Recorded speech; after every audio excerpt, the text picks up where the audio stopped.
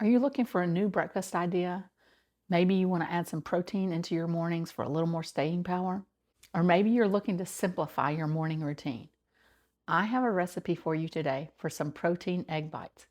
These egg bites are so easy to make. You can prep these egg bites ahead of time and make your morning routine so quick and easy. Hi, my name's Laura, and I invite you to make yourself at home while I make some protein egg bites. The first thing I'm going to do is start by preparing my veggies that I want to add to my egg bites. I've chosen a fourth a cup of diced onion and a half a cup of diced red bell pepper. I just love the flavor, particularly of a red bell pepper in these. You can add all kinds of veggies into these egg bites. I keep it simple this particular time, but you can also add diced mushrooms, zucchini. You could chop up some broccoli pretty fine and add to it. You don't have to saute your vegetables necessarily. I just prefer them that way. My only recommendation would be however you like them in your egg bite. You really need to get them to that level of doneness before putting the egg bites together and baking them. The bake time is not very long, so it's really not going to do much more for cooking the vegetables. So, however you want them, get them to that point and then put your egg bites together. Now, I'm not adding any type of breakfast meat to my egg bites, but if you want to do that, if that's your preference, this would be the point where you want to prepare that breakfast meat. You could do sausage or bacon or ham or Canadian bacon, anything like that would go great in these. Basically, anything that you might put in an omelet could go in these egg bites. I'm not entirely sure, but I feel like this style of egg bite became very popular because of Starbucks. I know after Starbucks, they started selling them in stores, and you can even buy them in Costco and Sam's and save a lot of money by purchasing them that way. Additionally, you can even purchase a special type of silicone mold to make this style of egg bite. Now, I'm not going to do that. You'll see here in just a little bit that I actually just use a traditional muffin tin, which works just fine. I'll give you a few tips on how to do that and have them turn out well. But you can find silicone molds to make these egg bites. One quick tip that I'll share with you about sauteing veggies that I had to use in this particular instance. The veggies had already soaked up all of the oil that I'd initially put in the pan, but I did not want to continue to put more oil and make them greasy. So what I did was I took my pan over to the sink and I added a splash of water and just brought them back over to the stove and cooked them for a few more minutes. And this allowed them to continue to cook and soften to where I wanted them to be. And I didn't have to add any more oil. And I just cooked them until the water evaporated out. And once all the water is cooked out and evaporated, or whenever you do get your veggies to your desired doneness, at that point you're ready to move on to the base of the egg bites. I'm going to share all the measurements with you as I go through this recipe, but also know that it will be in the description below if you're interested in that. As you see, I've started to work on my eggs.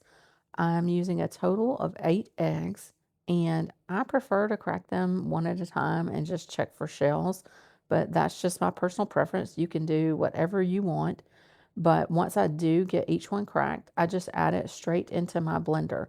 And once I finish up with the eggs, that's what I'll do with all the remaining ingredients. That's one of the things I love about this recipe. Everything just goes straight into the blender and it's going to do all the work, as you'll see in just a minute. Along with my eggs, now I'm going to add my seasonings. I'm going to add a half a teaspoon of oregano, 1/4 teaspoon of black pepper, and 1/4 teaspoon of salt.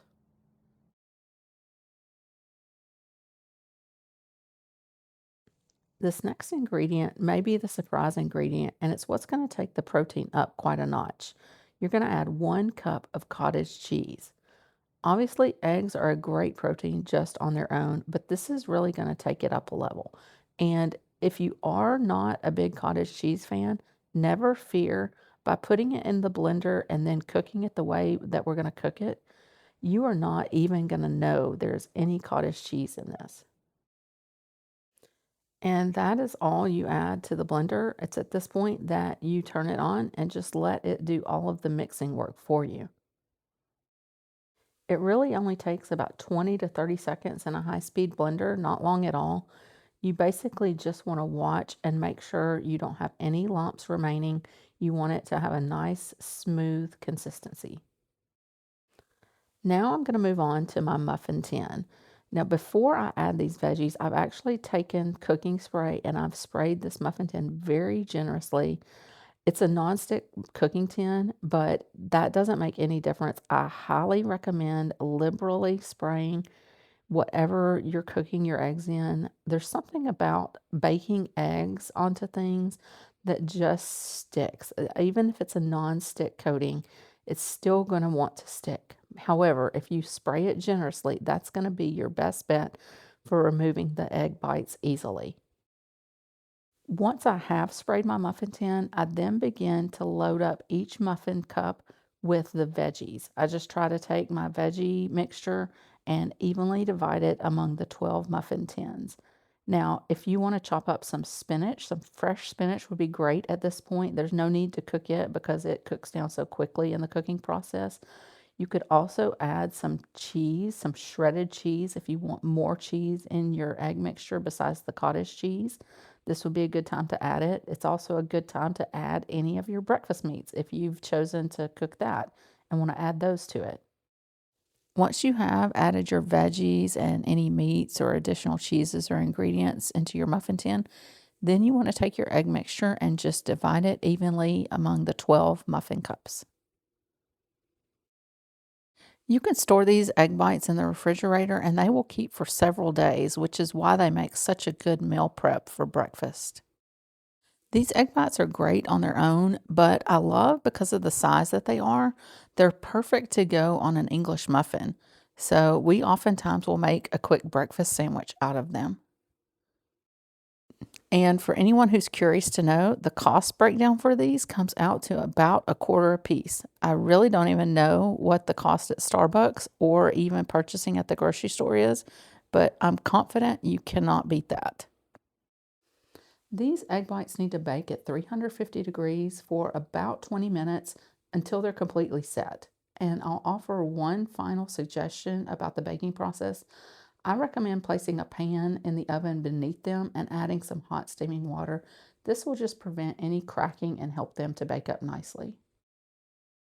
These egg whites baked up so nicely and look so beautiful. I hope that you will give this recipe a try, and I hope you enjoy them just as much as we do. Thank you so much for watching. I really appreciate it.